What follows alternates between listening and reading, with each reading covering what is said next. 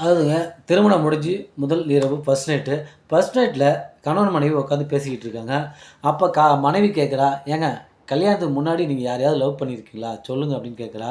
அதுக்கு கணவன், "அப்பல்லாம் ஒண்ணும் இல்லடி நான் யாரையுமே லவ் பண்ணல" அப்படிங்கிறான். "இல்லைங்க நான் ஒண்ணும் தப்பா எடுத்துக்க மாட்டேன், கோச்சிக்க மாட்டேன் சொல்லுங்க" அப்படிங்கிறா. அதுக்கு கணவன், "ஆமாண்டி நான் காலேஜ் படிக்கும்போது ஒரு பொண்ணு 2 வருஷமா சின்சியரா லவ் பண்ணேன். ஆனா சில சூழ்நிலையால பிரிஞ்சுட்டோம்" அப்படின்னு சொல்றான். மனைவியும் சரின்னு ஓகேன்னு விட்டுர்றா. இப்போ கணவன் கேட்குறான், "நீ யாரையாவது லவ் பண்ணியிருக்கியா? சொல்லு" அப்படிங்கிறான். அதுக்கு மனைவி சொல்றா, "நான்லாம் யாரையுமே லவ் பண்ணலைங்க" அப்படின்னு சொல்றா.